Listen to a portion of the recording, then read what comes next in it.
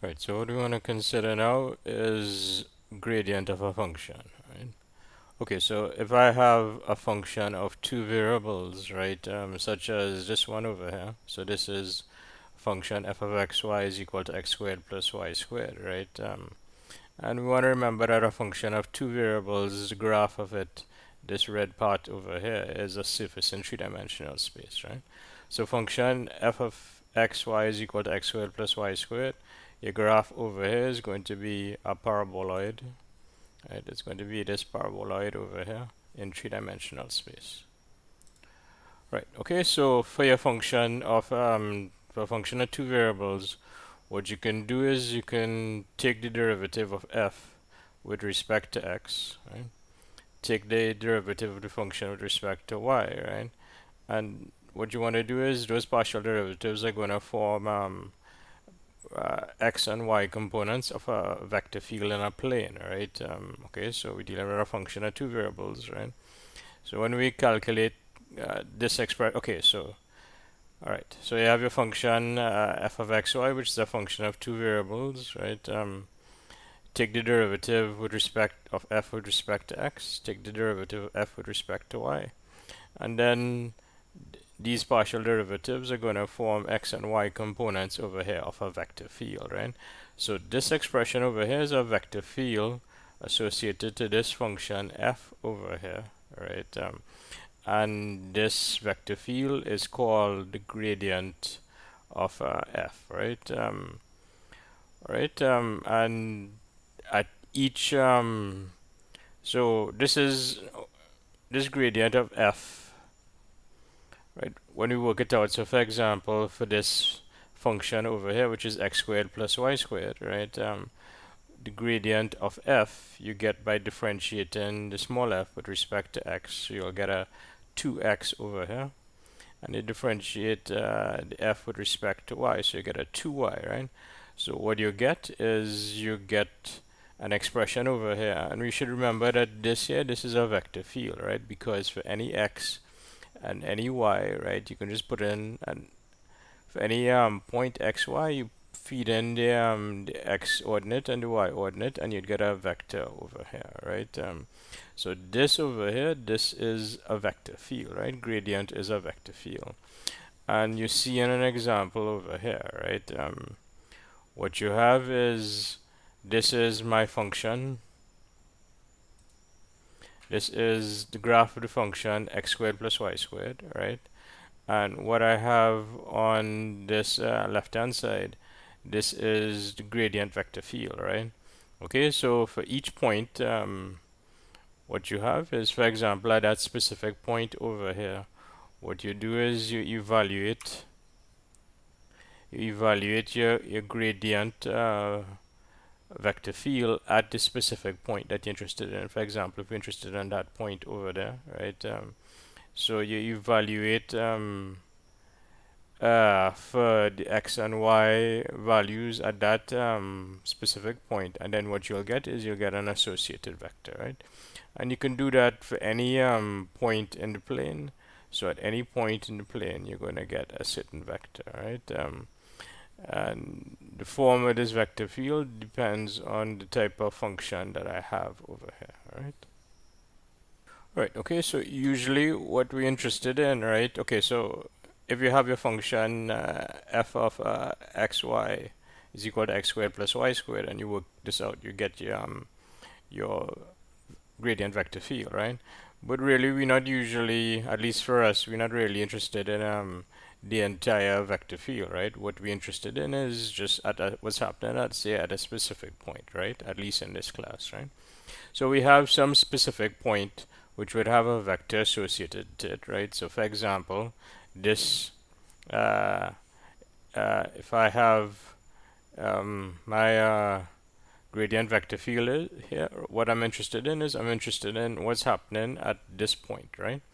Okay, and at this point, which is a half, right? And root 3 on 2 is 0.866, right? At this point over here, right, what you're going to have is a certain vector associated to it, right? So at the point a half over here, and point 866, you're going to have a certain vector, and that is this vector here, right?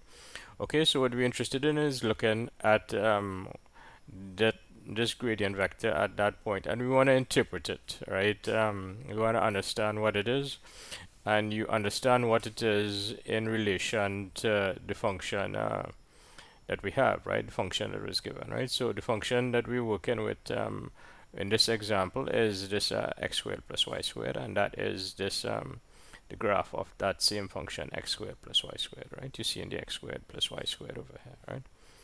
Okay, so this is not a bad graphic, right? But in order to understand the interpretation of gradient, I'm going to use a next graphic here. All right, so let's consider, say, this graphic over here, where we see in the graph of a function x squared plus y squared, right, in three-dimensional space. So it's a paraboloid, right? So this pink surface over here, this is the graph of x squared plus y squared, right? Okay, and your gradient. Okay, so your gradient vector, right?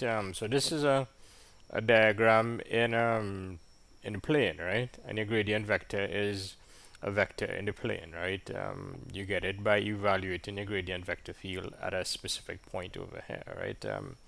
And this plane here corresponds to this gray xy plane on the bottom over here, right? Okay, so if I take, say, a plan view, and I just rotate my axes here, right? Okay, you see in that it's the same picture, right?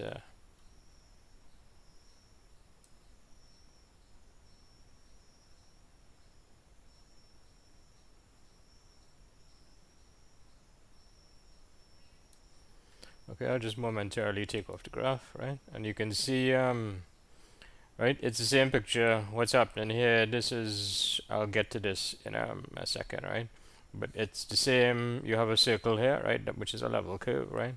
The point that we're looking at is this point, 0.5, 0.87, right? So A is 0.5 and B is 0.87, so that's this point over here, right? Okay, and this is your gradient vector over here, right? You have this extra vector. This is because of projection, but for the time being, you want to focus on this big one over here and this big one here. This is the gradient vector, same gradient vector as this one here, right?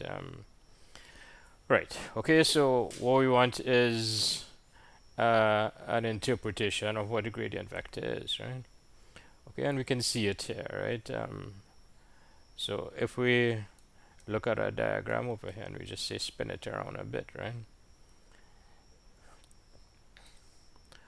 Right. Okay, so let's say that we at this point in my domain, right, this xy plane, right? Now, if I with this point xy, right, which is the 0.5, 0.87, right? When I substitute this, if I substitute this x and this y into my actual function, right?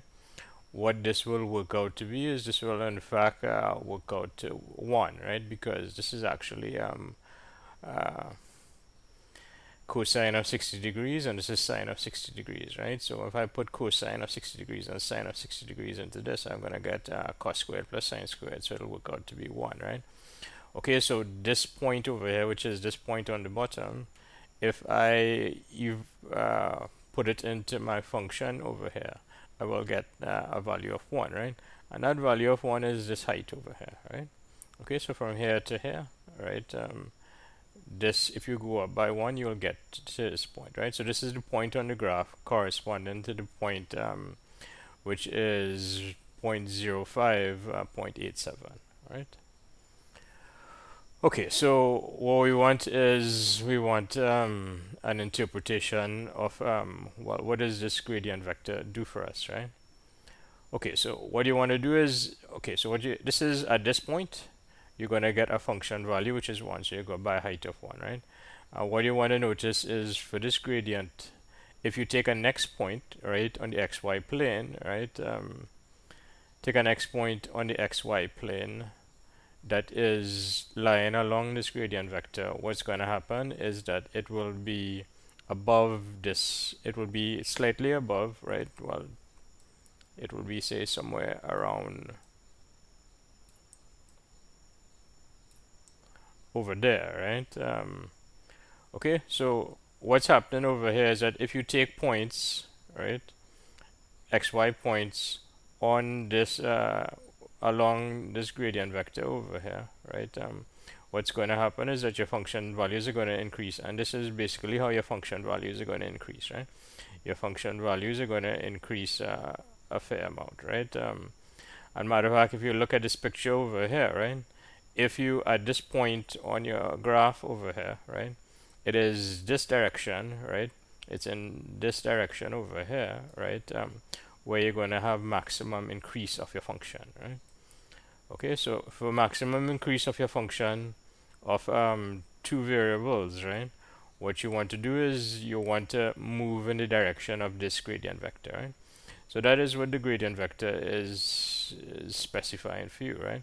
Your gradient vector is telling you, well, okay, if I have this point xy over here and I change the xy values, right?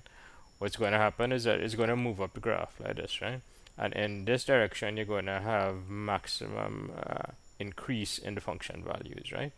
Okay, so this is when you change this big purple arrow over here. This is when you change the xy values in the xy plane, right? And this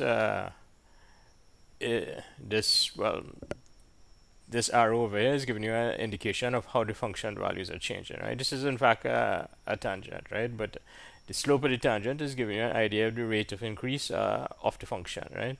At this specific point. And this is your maximum rate of increase would be over here, right? Okay, on the other hand, right, if we at this point over here, right, so, and let me just spin this around and take a plan view again.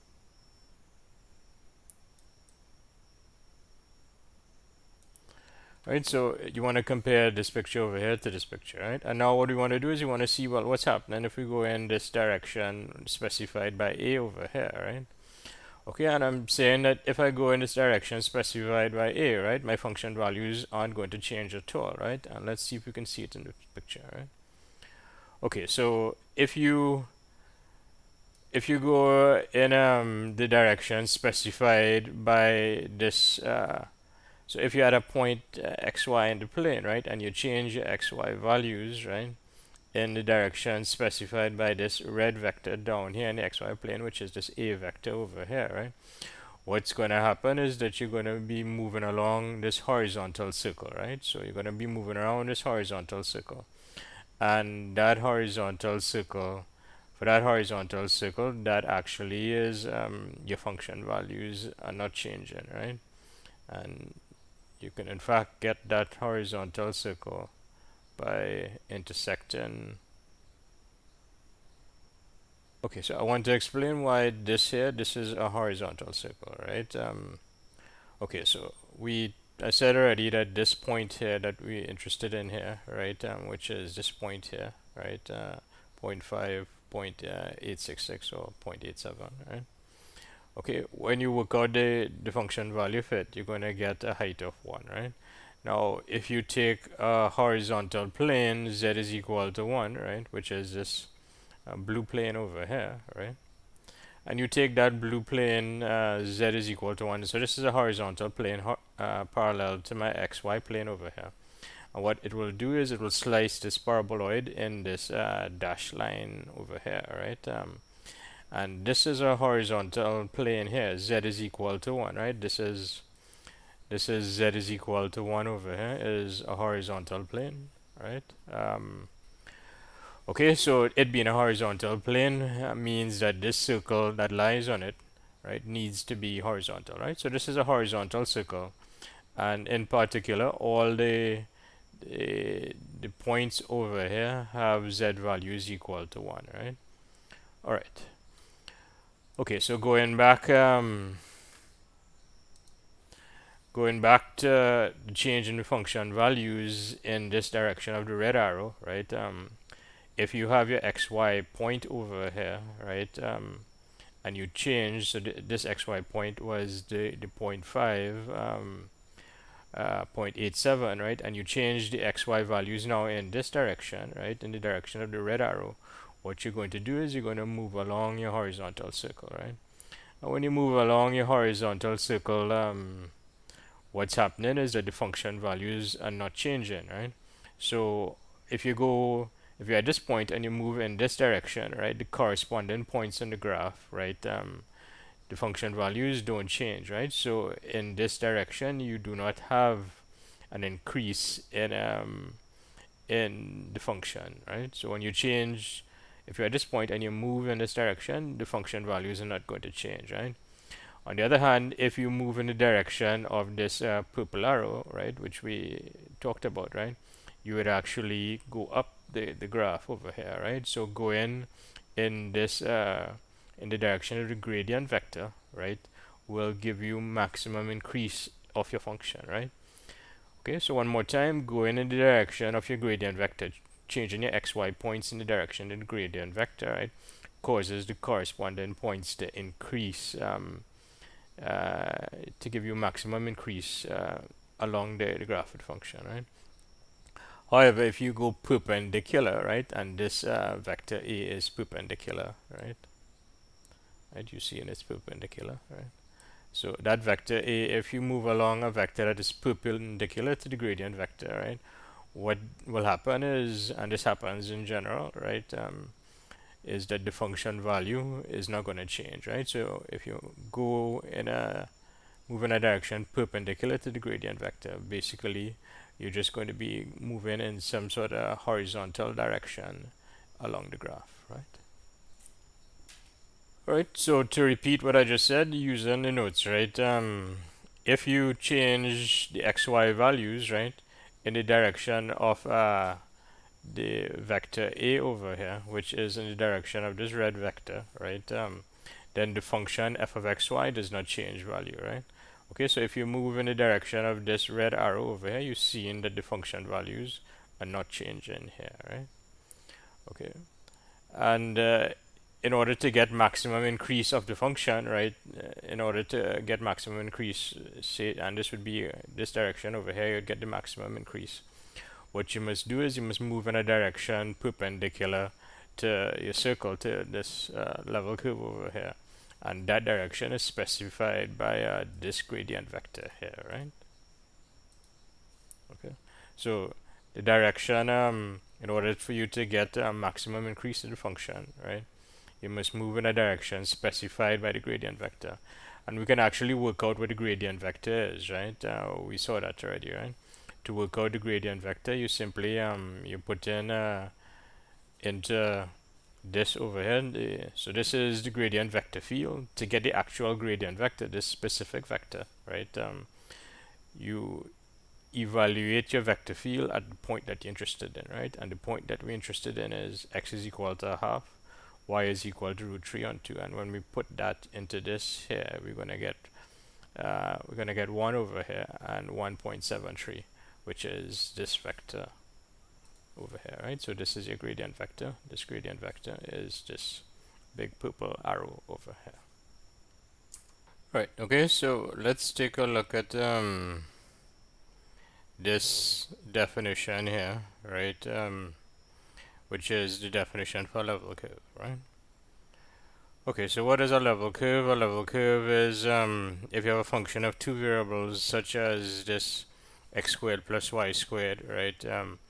And if you take that function and you set it equal to a constant, what that does for you is it defines a curve down in the xy plane, right?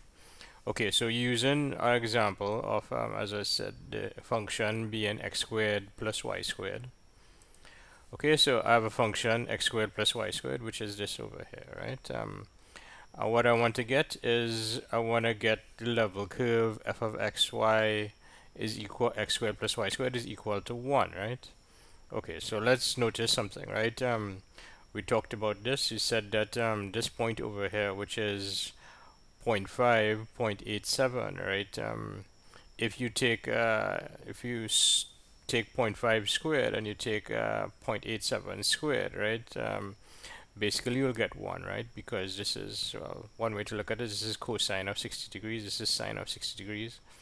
And if you take cos squared plus sine squared, you're going to get 1, right? So if you evaluate over here, right, okay, for this point, which is the 0.5, 0.87, and you evaluate, right, what you're going to get is you're going to get a height of 1, right? So when you go directly above this point on the xy plane, you'll get this here, which is a height of 1, right? Okay, now what I want is, okay, so for this xy, I got a height of 1, right? And what I'm saying is that each point, okay, each point on this purple circle down there, right? If I evaluate, if I take, for example, this over here, this is when x is equal to 1, okay, so you can notice over here that this is when x is equal to 1 and y is equal to 0. If I put x is equal to 1 and y is equal to 0 into this over here, I'm going to get 1 squared plus 0 squared, which is 1, right? So this point over here will, if I go up, it will have a height of 1 also, right?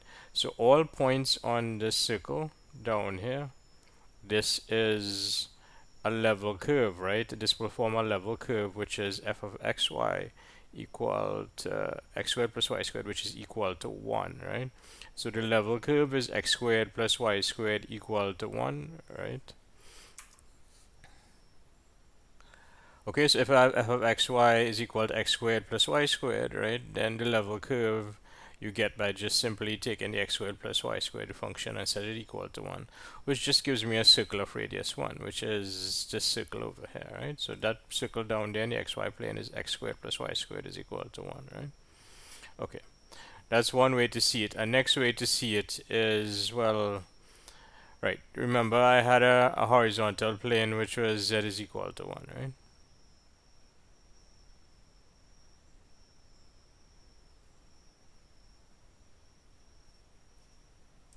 Okay, so this plane over here, right? So this plane here, right, is parallel to the xy plane, right? And this z is equal to 1, right? What it does, this plane z is equal to 1 cuts this paraboloid in this circle on top here, right? So all points on this graph is where z is equal to 1, right? Now, it turns out that that actually is not the level curve, right? The level curve is when you take this circle up here on your graph and you project it down onto the xy plane, right? Then the level curve is the one down there on the xy plane, right? So the level curve is this one over here, right? Not quite this one over here, not the black one, but the purple one over here, right? And the level curve, as I said, is just x squared plus y squared is equal to 1. If you look at it from a plan view, you realize that you just have a circle which is x squared plus y squared is equal to 1. Right, okay, so I just said that in order for you to get a level curve, f of xy is equal to 1, right? What you could do is you just take a horizontal plane, such as this one over here, which is z is equal to 1, intersect it with your graph, right? And what you do is the resultant curve that you get over here on your graph, you project down onto the xy plane, and that will give you a level curve, right? And this over here, this level curve, this purple dash one over here, everywhere on that point has a function value of 1, right? So if you didn't have the graph itself, right, okay, and you just had the purple line, right, you'd know this purple line over here, what it would mean is that your height over here, the function value is 1 over here, right? Okay, and how you got that one more time is by taking your plane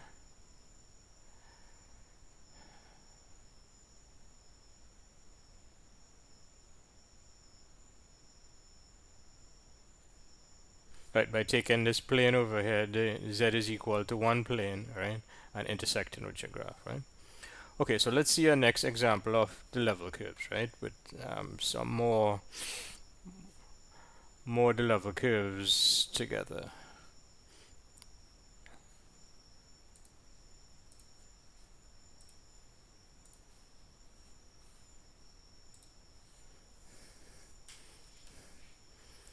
Okay, so this here is a sort of more complicated function of two variables, right? It isn't really that bad, but it is what this is a function of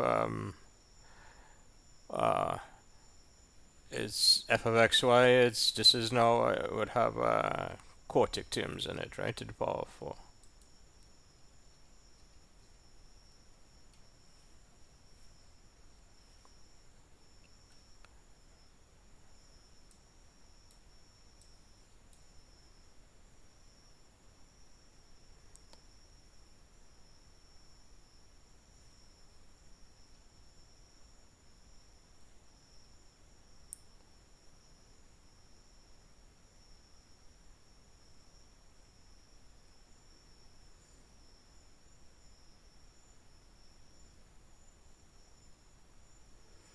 Okay, right. So notice over here, what's happening is that you have um, this plane over here, right?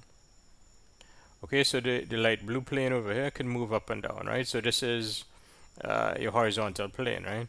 So this gray plane over here, this is your XY plane, right? Okay, the light blue plane is uh, horizontal plane that is parallel to the XY plane, and the Z over here is the height, right? So Z is equal to 1, right? This is Z is equal to 1, right? So it's saying that this is a horizontal plane, Z is equal to 1, right? What you want to notice is that it's cutting your function, right, along these lines over here, right? And what this is a plan view, right? When you look down, right? Okay, so when you look down, you see. Okay, so when you take this horizontal plane, z is equal to 1, and you cut, right? What you'll get is you'll get these these two curves over here, right? One, two curves, which are these over here, right? Okay, so over here, the dark green ones over here, where the z is equal to 1, right? And what you want to notice, okay, so this is a level curve, right? And the level curve is the collection of these two dark green ones together, right? Okay, what you want to notice is that, well, this one inside there, right? That is at a higher function value, right? So if you want, this is at a higher height, right?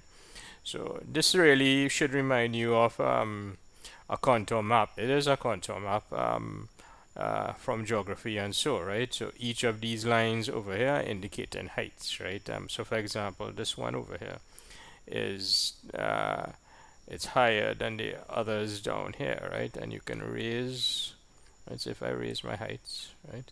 You'd actually get to this, right? That one over there, right?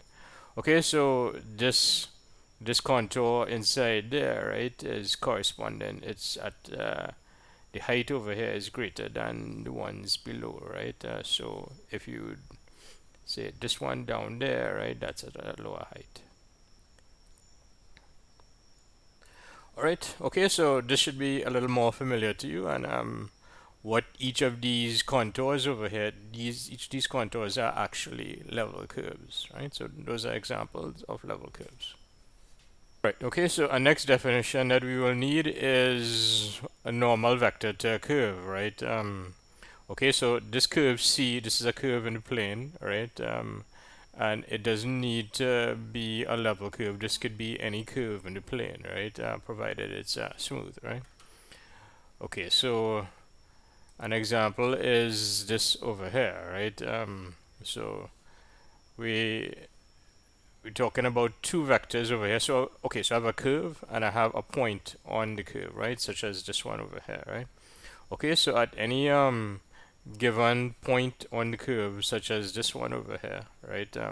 What I'm going to have is I'm going to have a tangent vector, right? And I think we all know what a tangent vector is. A tangent vector is just really just touching your curve over here, like this, right? And then once you have the tangent vector, a normal vector is any vector that is perpendicular to the tangent vector, provided we're in two-dimensional space, right? Okay, so this green one is a normal vector, and the red one is a tangent vector, right? And what you want to notice is that if you change points, right? If the points change, if the point on the curve changes, then your tangent vector is going to change and the normal vector is going to change, right? So tangent vector and normal vector depends on the point on the curve. Alright, okay, so we define what a level curve is, right? And we know what a normal vector to a curve is, right? Okay, so what we can use gradient vectors for is the following, right? If I have a level curve, right? Okay, such as this one over here, right? So I have a level curve such as this dark green one over here, and I have a point on that level curve, right? It's called capital A over here, but yeah, I didn't give it a label over here. So I have a point on the curve, and I want to get a normal vector to the level curve, right? Well, then that normal vector I can get by just calculating the gradient vector at that point, right? Okay, so a bigger picture is this here.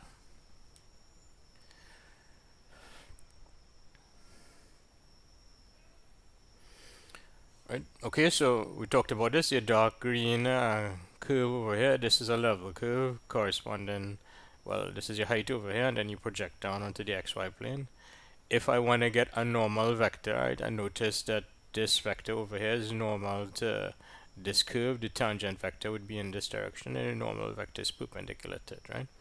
Okay, so if I want to get a normal vector to a level curve, right, how I can do it is by calculating gradient vector, right? And you see in it, well, at least it's labeled over here, right? Right, okay, so let's use this result that's saying that if I have a level curve such as this one over here, right? If I want to get a normal vector at a specific point, right? Then I can get it by using gradient, right? Gradient of this function, right? Right, okay, so I'm saying that this x squared plus 4y squared is equal to 1. This is a level curve, right? And really, you don't need to draw a graph to see that, right? All you need to do is just realize this x squared plus 4y squared is equal to 1 is of the form f of xy is equal to a constant, right? Because that's the form of a level curve, right? If you really did want to see what's going on in terms of a graph, right? Okay, so uh, this is your function x squared plus 4y squared, right? Which is this over here, right? You have your plane, which is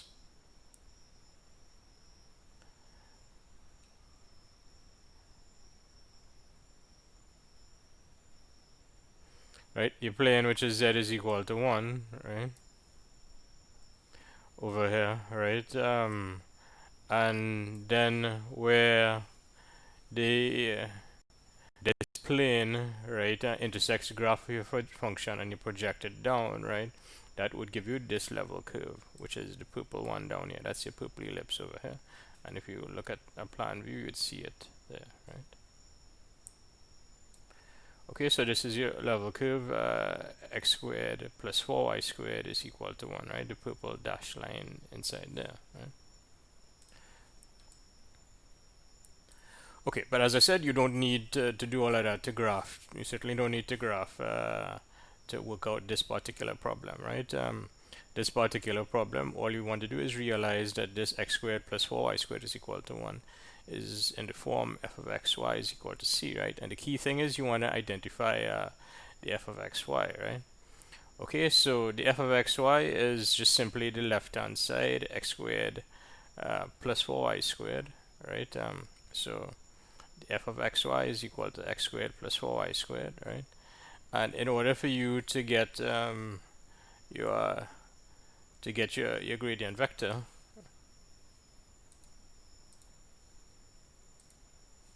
right? So in order for you to get this gradient vector here, in order for you to get the gradient vector, this blue gradient vector, what you do is you use well, you use the gradient of your function, right? So this is your function over here, x squared plus 4y squared, right?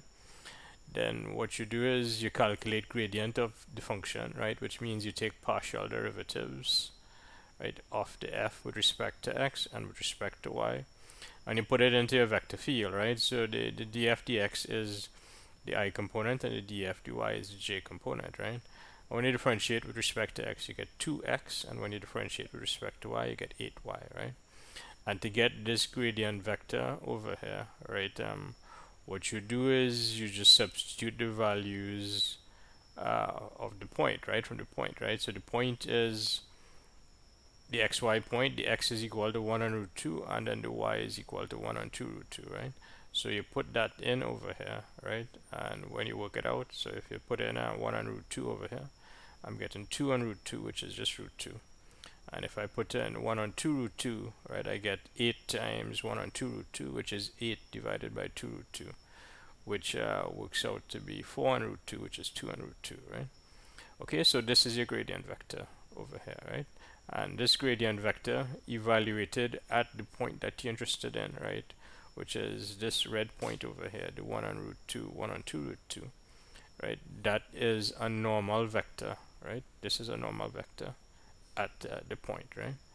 Anyway, so this is one application of using gradient vectors, right? Gradient vectors, if I have, say, something like this curve over here, and the curve happens to be in the form f of xy is equal to c, right? Then what you could do is you could take this f of xy, differentiate it and so on to get the gradient vector field, and to get a normal vector at the point that you're interested in, the point P that you're interested in, right? What you do is you evaluate this gradient vector field at the point that you're interested in. So you just put in the values for x and y, and that would give you some vector over here. And this vector is the gradient vector, this blue gradient vector at that point. And that also happens to be a normal vector at that point. Alright, so let's review something that we did in lecture 4, where we were looking at the interpretation of your partial derivatives. Right, so this example that I did, right, with this plane over here, which is which is the function 1 minus x. The graph of the function 1 minus x would form a plane which is z is equal to 1 minus x, and when I sketch that plane, I get this over here, right? What I did in lecture 4, and you should probably recap, take a look at lecture 4 to just remind yourself, is that I considered a point a half zero, right? So I was looking at a half zero, which was on the xy plane, right? Now I didn't draw it in that video, but here I got some software where you can actually draw it, right? Okay, so your point, this point A over there, that is on the xy plane, right? If I spin this around, you'll see that this point over here is on the xy plane, and this is your point half zero, right? Okay, so with that point half zero, right, what I can do is I put half zero into my function, right? My function is 1 minus x, right? So if I put x is equal to half, y is equal to 0 into my function, I'm going to get 1 minus a half, which is a half, right? So that half is actually this height over here going from here to here, right? That is a half, right? So this point on your graph is, this point over here is a half, 0, a half, which is the same as this point over here, right? So the idea is that this picture is the same as this picture over here, right? Right, okay, and what we did is we considered interpretation of partial derivatives, right? Okay, so if you at this point down there, which is the half 0, right, and you move in the x direction, okay, so if you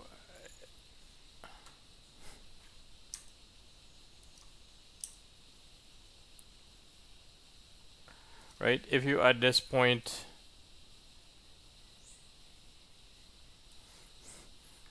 a half 0 here in the xy plane, right, and you move in the x direction, right, so you change the xy points in the x direction, right? So in other words, you're at this point over here, and then you move along this red arrow over here, right? What's going to happen is that your function values are in fact going to drop over here, right? Okay, so what you're doing is you move in the x direction, right? This is your x direction over here, and you see in what's happening to your function values, right? When you move in the x direction, you notice that your function values are going to come in this, going to move along this line over here, which is this orange arrow here, right? So your function values are dropping, right? Now what you're looking at is you're looking at how your function changes when you change. Okay, so what you're doing over here is you're keeping the y values fixed, but you're changing the x values, right? Okay, so when you change your xy points, right, and you just change them in a positive manner in the x direction, what you're doing is you're getting an interpretation of the partial derivative with respect to x, right? Okay, so your function values over here are decreasing as the x increases.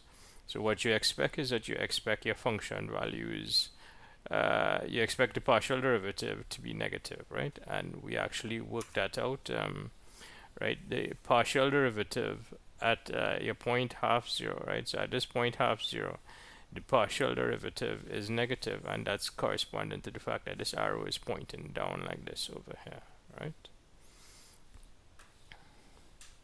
If on the other hand, right, I look at what's happening now in the y direction, so the same point over here, right, the same point half zero, but now I want to see what happens when I move, say, in the y direction.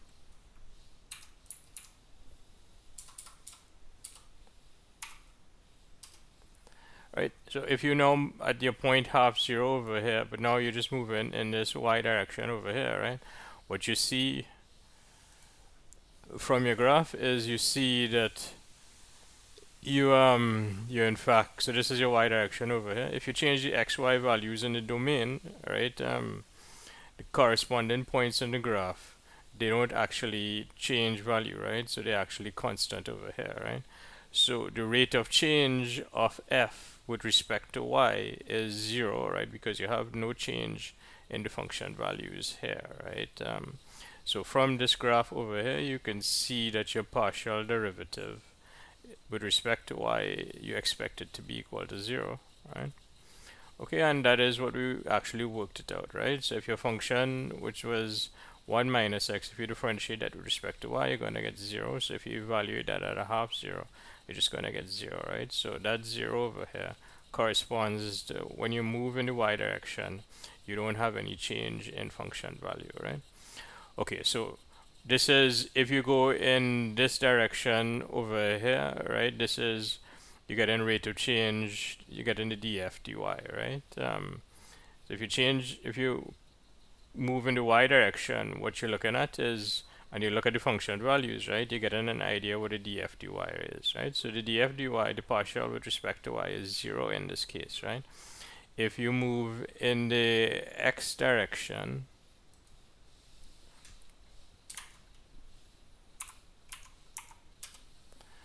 right, your partial derivative is now your partial derivative is now going to be negative, right? Because your slope over here in the x direction is negative. Right, so what I just looked at was I just looked at partial derivative in x direction and in y direction, right? But suppose I want to do something, say, in between, right? I don't want rate of change in y direction. I don't want it in the x direction. I want it in some arbitrary direction in between, right? And I can do that, right? So that's what your directional derivative will do for you, right? So what do I mean by a direction in between, right? So this is in the x direction over here, right? And this over here,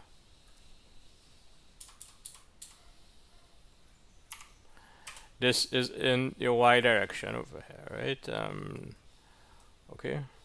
And what we want is you want to see what happens when we want a rate of change in some direction that is not necessarily x or y, right? So for example, in between, which would be 45 degrees, you need to convert that into radians, so that would be, say, roughly 0.7, right?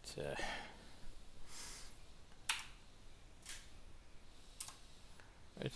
Okay, so if you change the xy values now, okay, so what you're doing is instead of if you look over here, right, in the domain, what you're doing is you're not moving in the x direction, you're not moving in the y direction, you're actually moving in between, right? And what happens on your graph, right? What happens on your graph is that you see that from your point over here, you're going to be coming down, right? But you're not coming down as steeply as you did over here, right? And it's not zero, you still have some decrease, right? Okay, so your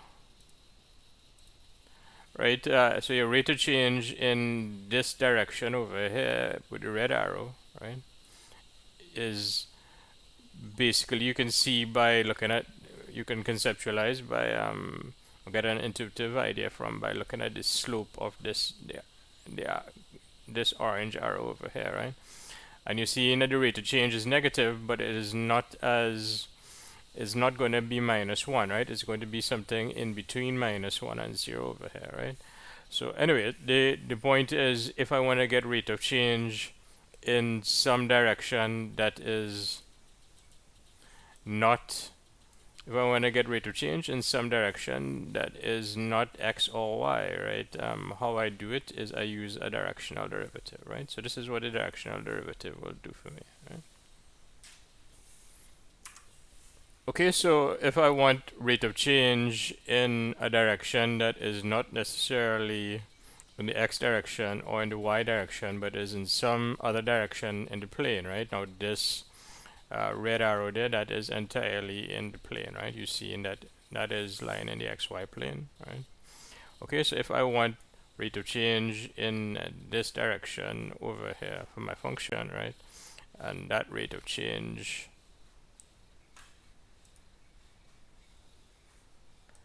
right, you can see what that rate of change is going to be. The orange arrow, right, will indicate what the rate of change is. So this orange arrow is coming down, and it has essentially a sort of negative slope over here, right?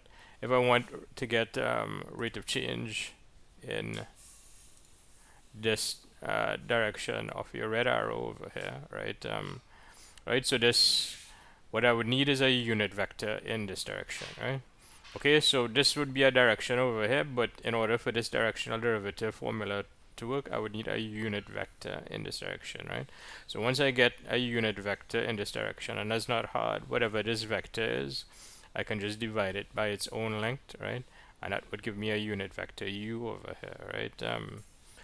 Okay, so to calculate your rate of change, right, which would give you an idea of what the slope is of for this orange arrow over here on the plane, right?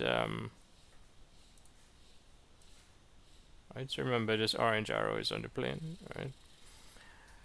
Okay, so to get the rate of change, an idea of the slope of this, right? And that sort of slope is your directional derivative. How you work it out is you take your unit vector and you take the dot product with the gradient evaluated at this specific point, right? And you want to remember that your gradient gradient of f is a vector field. If you evaluate at a specific point, right, what you're going to get is you're going to get a vector. So when you take the dot product of the unit vector, which is the unit vector in this specified by this red arrow over here, right? If you take the dot product of your unit vector with the gradient vector evaluated at this specific point, right, what you'll get over here is you get a number here, right? And this number is just simply equal to, it's the directional derivative, and that is really the slope of this orange arrow over here. Alright, so let's do an example of calculating directional derivative. Let's do the actual numerical calculations. This is the same example that's in the notes, except it's a couple more cases of the directions, right? Okay, so I have a function which is x squared plus y squared, right? And we saw that the graph of your function x squared plus y squared is a paraboloid, right? Which is this pink surface over here, right? Okay, and what we want is we want a directional derivative at a specific point, right? 1 on root 2, 1 on root 2, right? Which is roughly 71.71, right? Okay, so what we want is directional derivative at this point over here, right? Okay, so alright, what your directional derivative is doing for you, it's giving you an idea of how your function values change, right, in a specific direction, right? Okay, so the first case is minus I plus j, right? So if you're looking at this point, right, and you're looking at how your function values change in the direction of minus I plus j, which is this direction over here, right? What you want to notice is that in this direction over here, so at this point that we're interested in, which is the 1 and root 2, 1 and root 2, if we move in the direction minus I plus j, right, you're actually moving in a direction that will just move you around a circle on your paraboloid, right? And this is a horizontal circle, right? So what's going to happen in this case over here, right, is that your function values are not going to change if you move in this direction. So you'd expect your directional derivative in this case to be equal to 0, right? All right. So in this case, we'd expect the answer to turn out to be equal to 0, and let's actually just work it out, right? Okay, so how do you work it out? Well, your formula is, to work it out, your formula is this, right? What you want is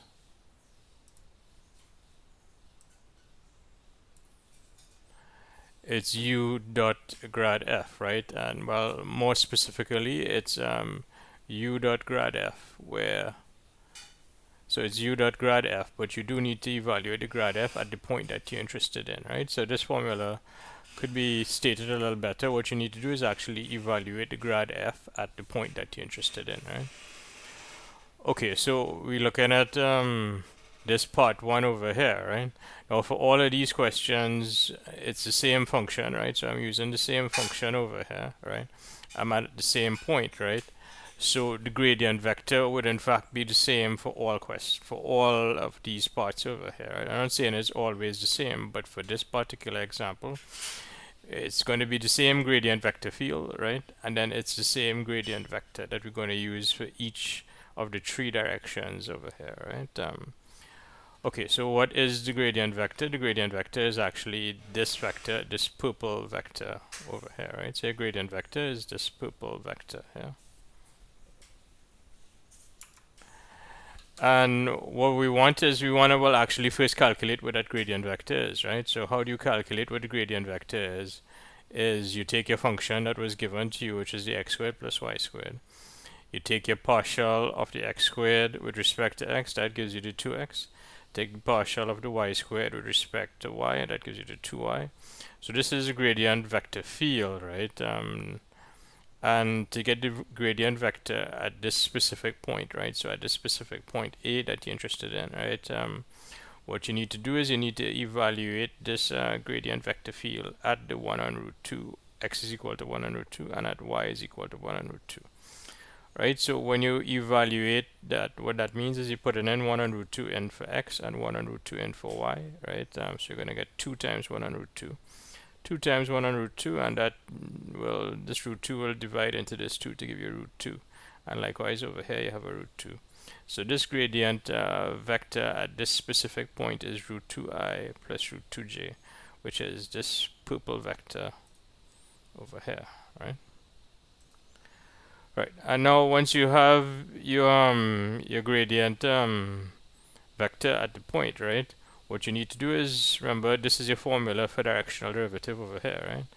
So you want to get directional derivative in a specific direction, so the direction that we're going to get directional derivative in this case is specified by this red arrow over here, right?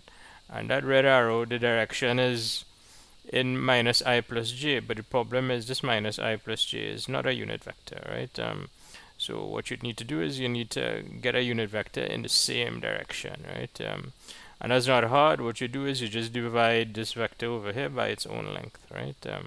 So you have minus I plus j, and you divide in this, the vector that was given to you, by its own length, and the length of this is, well, how do you get the length? What you do is you square your components over here, you add them, and then you take the square root, right? Okay, so you're going to get minus 1 squared, which is 1. You're going to get 1 squared, which is 1. So you're going to get the square root of 1 plus 1, which is square root of 2, right? So the length of your vector is square root of 2, right? And now what you do is, anyway, this is your unit vector, right? And I could just write it out, right? The I component is minus 1 on root 2, and then the j component is 1 on root 2 over here, right? Okay, so this is your unit vector, right? And now that you have your unit vector here, you just use your definition, and this isn't hard, right? So to get your directional derivative, right? To get your directional derivative is the unit vector in this direction of this red arrow, right? So you're taking the dot product of this unit vector, right, with your gradient vector, which is this purple vector over here, right? And you want to notice, well, geometrically, you see in over here that this is at right angles, right? And because this is at right angles, you'd expect when you take this dot product, you get 0, right? But that's hindsight, right? We already have this diagram, right? We can't really tell immediately, probably, from this here. So what we do is you calculate it, right? So the u you worked out before, you put it in, right?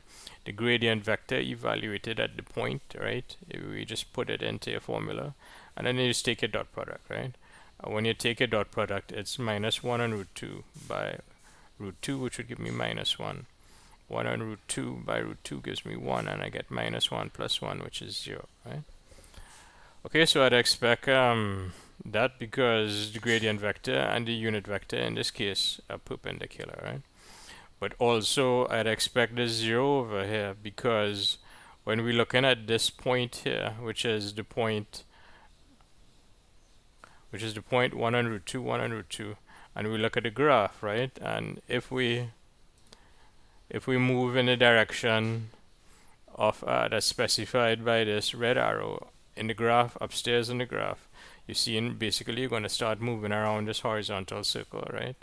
And if you start moving around this horizontal circle, your function values are not changing. And if your function values are not changing, it means that the rate of change in this direction over here will be 0.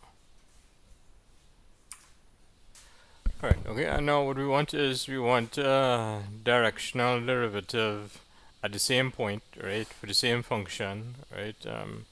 But now what we want to get is directional derivative in a different direction, right? And the direction is 1 on root 2i plus 1 on root 2j, right? And that direction over here is specified by this red arrow over here, right? Okay, what you do want to notice is that it is the same direction as the gradient vector, right? So this direction, I want to get rate of change in this direction, which is this red arrow over here now, right? So it's different from what I did in the previous example, right? I want to get rate of change in this direction over here. I notice if I am at this point and I move in this direction over here, right, what happens to my function values, right? Well, my function values actually increase, right? And this, in fact, is your maximum possible increase for your function values, right? Okay, and that's because you move in the direction of gradient. But anyway, at least we know that if I'm at this point and I change my xy values in this direction down here, specified by this arrow here, you'd notice that in the graph itself, the function values would now be, the function values will increase, right? So your rate of change over here will, you'd expect your directional derivative, the rate of change in this direction here, you'd expect that directional derivative to be positive, right? Okay, and let's see if we get that. Okay, so we want to work it out.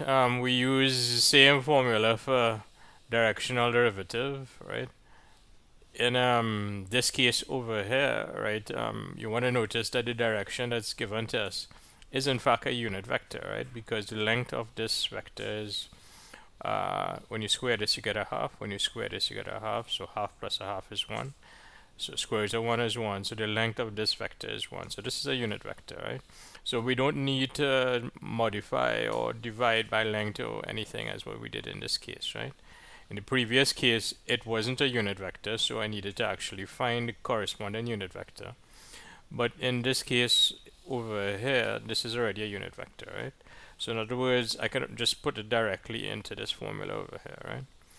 And what I need is the gradient vector at the point that I'm interested in, right? And the gradient vector, remember, is this.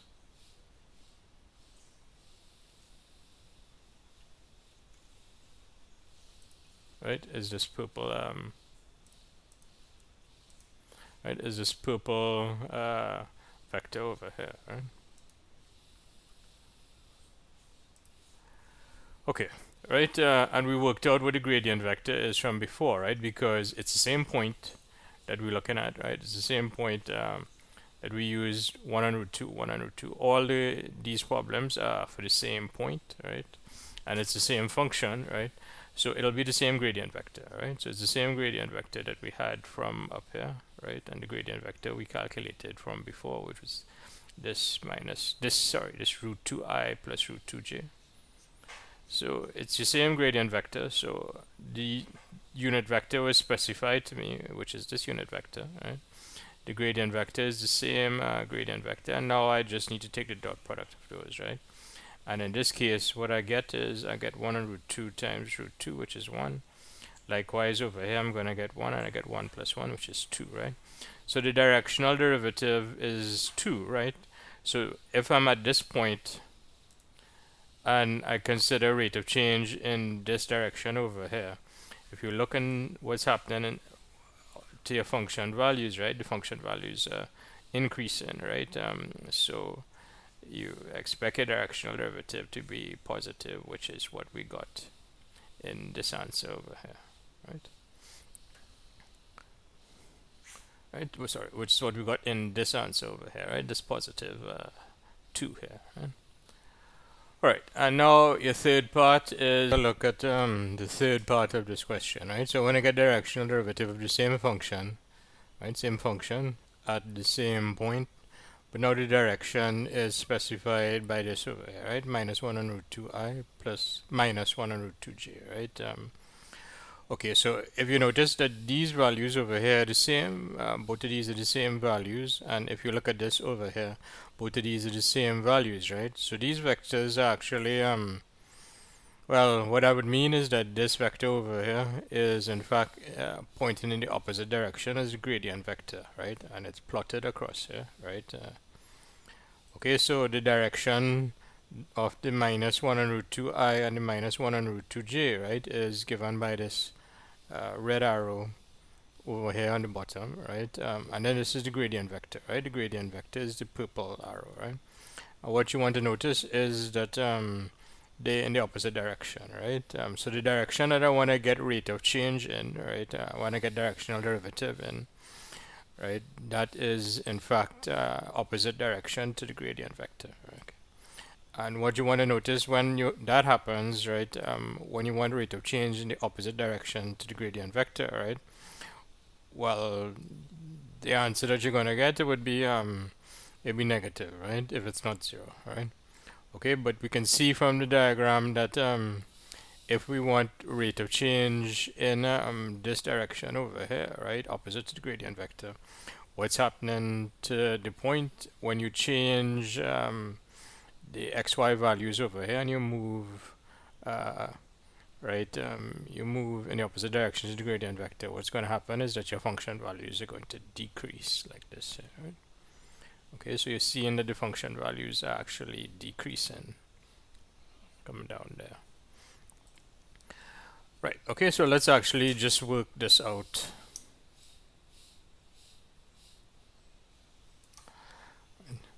And it's really the same working as part 2, right? So for okay, so this is now the direction unit vector. Direction I want to get the directional derivative with respect to, right? And that is this direction over here for this red arrow down on the xy plane.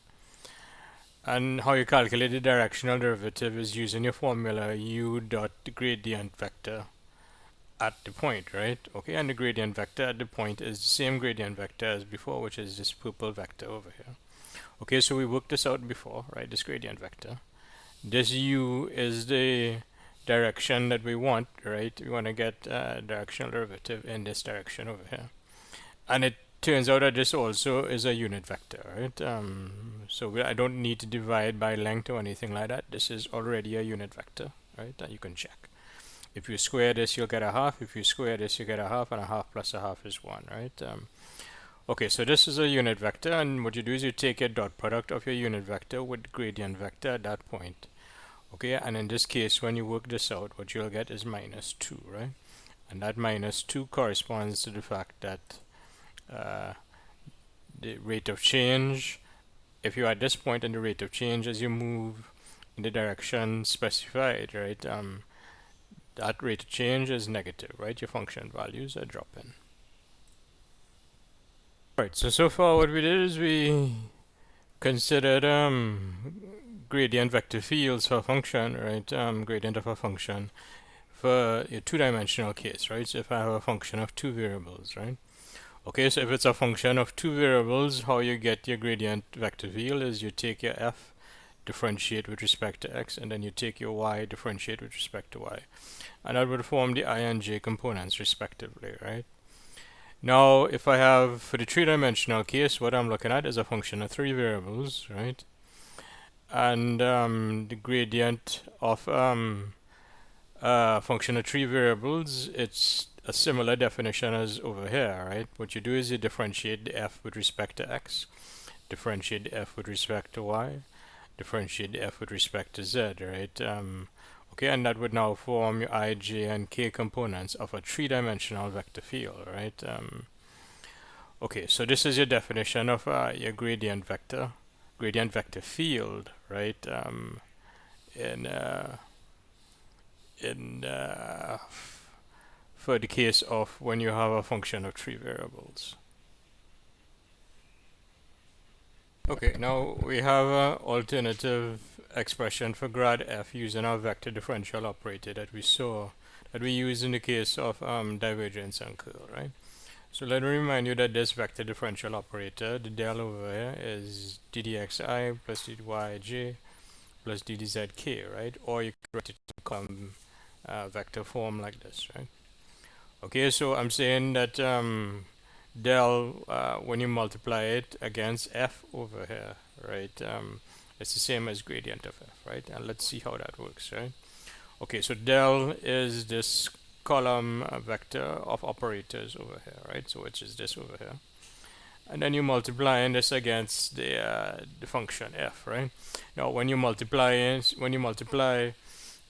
a vector by a scalar, right? What you're doing is you're multiplying each of the components, right? Okay, so what you do here is you're multiplying the ddx by the f, right? But you want to interpret that as del f del x, right? And we did something similar to this when we did curl and divergence and so, right? So the multiplication over here is just interpreted as taking the appropriate derivative, right? So I have df dx over here, and then the ddy times the f over here gives me df dy, and the ddz times the f over here gives me df dz, right? Right, okay, and I can write this out in ijk notation here, right? And you want to notice that when I do that, right, what I get is just exactly the definition of gradient of f, right, in your three-dimensional case. Alright, so we saw previously what a level curve is, right? If I have a function of two variables, such as this x squared plus y squared, then your level curve, if you set this f of xy equal to 1, right? What's that is giving you? That is giving you a curve in your xy plane, right? Okay, because this is just an equation involving x and y, so this is going to give you a curve, and if you want a picture for this particular case example that I'm talking about, the level curve is this purple circle down in the xy plane, right? And the point about the level curve is that for each point on your level curve, the corresponding function value is the same, and in this case, the corresponding function value is 1, right? Okay, so your level curve, if you have a function and you set your function equal to a constant, right?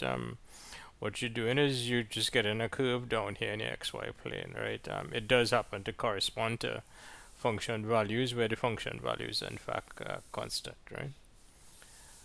Okay, right. Okay, so a level curve is when you take a function of two variables and you set it equal to a constant, right? If I have a function now of three variables, such as this one over here, x squared plus y squared plus z squared, and I set that equal to a constant, right? What I'm going to get is, when I set it equal to a constant, right, what I'm going to get is I'm going to get an equation involving x, y, and z, right? And an equation involving x, y, and z, what that does is it traces out a surface for you in three-dimensional space, right? So this particular level surface, right, is in fact a sphere of radius 1, right? Now it's not the interior of the sphere, it's not a solid sphere, it's just the surface of the sphere, right? So what this f of x, y, z equal to a constant gives you a level surface, and in this case the level surface is actually just the surface of this sphere. Right, now if I have a surface or level surface, right, what I can consider now is a tangent plane to any point, right? So I have some point on the surface, and what a tangent plane is a tangent plane is a plane that's really just going to touch at the point P, right? And the normal vector for your tangent plane would be normal to the surface, right? Okay, so this is a definition of a tangent plane. Tangent plane is just touching at a point, right? And what you're going to have is you're going to have a normal vector that's perpendicular to this tangent plane, right? Right. Okay, and what we're going to do is we're going to use gradient of f, right? When I have, this is what this theorem is about. If I have a level surface, right? So I have a function of three variables set equal to a constant, such as the sphere over here, right? Remember, your sphere is of the form x squared plus y squared plus z squared is equal to 1. So the function is x squared plus y squared plus z squared. So this is f x y z is equal to 1. So your sphere is a level surface, right? And if you have a level surface, if I want to get a normal vector at a point, right? What I can do is I can use the gradient of f, right? So I take this f over here, calculate gradient of it, and then evaluate at the point P that I want over here, right? If you want, say, a graphic of what your normal vector and the tangent plane is going to look at different points, let's consider this over here, right? So this is the sphere again. Well, more precisely, it's the hemisphere, right? The top hemisphere. Okay, and what you have is points, right? You have points on your surface, right? And if you vary a point over here, right, what you're going to get is you're going to get different normal vectors, right? And then the tangent plane correspondingly will change as well too, right? Okay, so that's an illustration of different normal vectors at different points, and then the corresponding tangent planes. We want to get a normal vector for a sphere, right? So this is a sphere of radius 1, right? At the point 1, 0, 0, right? So the point 1, 0, 0 is over here, right? Okay, so what do we expect the normal vector over here to be, right? What we expect the normal vector to be is we expect the normal vector to line up with this x-axis over here, right? Okay, so that is what we expect, right? And using gradient will give us a normal vector such as that, right? Okay, so I have this this sphere over here. What I'm doing is I'm using theorem 1.39, right? So first thing you want to do is you want to realize that this sphere is of the form of a level surface, right? The f x y z, the function is the left hand side over here, which is the x squared plus y squared plus z squared, right? Okay, and what you're going to do is you're going to use the gradient evaluated at the point that you're interested in, right? Okay, so the point that I'm interested in is 1, 0, 0. Right, so my function is x squared plus y squared plus z squared, and now I'm taking gradient, right? And this is gradient in the three-dimensional case, which means I'm differentiating with respect to x, y, and z, right? And those are going to form my I, j, and k components respectively.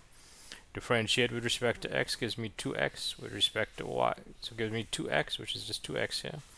Differentiate with respect to y gives me 2y, and differentiate with respect to z gives me 2z here, right? Right. Okay, so your gradient vector field is 2xi, 2yj, and 2zk, right? And what I want is I want to evaluate at this point 1, 0, 0, right? So I take this gradient vector field and evaluate at 1, 0, 0, right? And that gives me 2 over here, 0 over here, 0 over here, which is 2, 0, 2i, 0j, and 0k.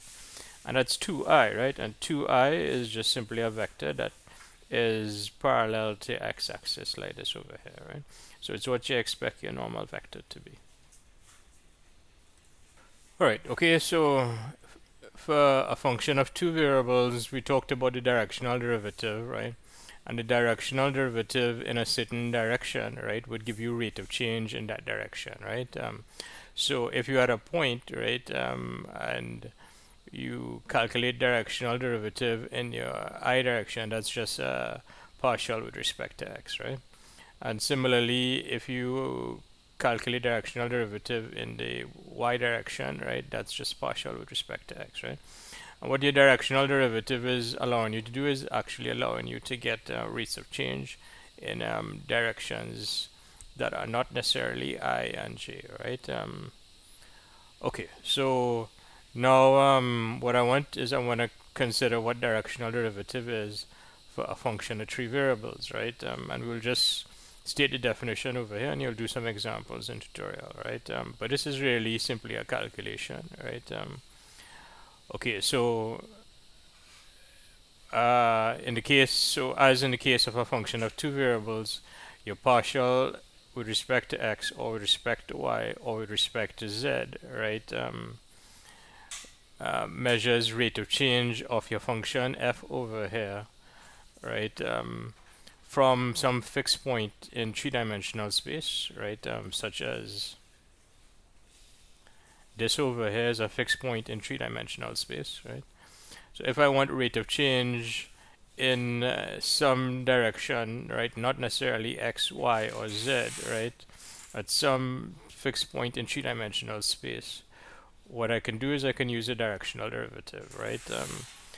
Okay, so what you would do is for your function over here, you'd work out what your gradient is, like how you work out what gradient is over here, right? Right, you evaluate the gradient at the point that you're interested in, right? So for example, over here, this gradient vector field, we evaluated at the point that we're interested in, and we got an actual numerical vector, right?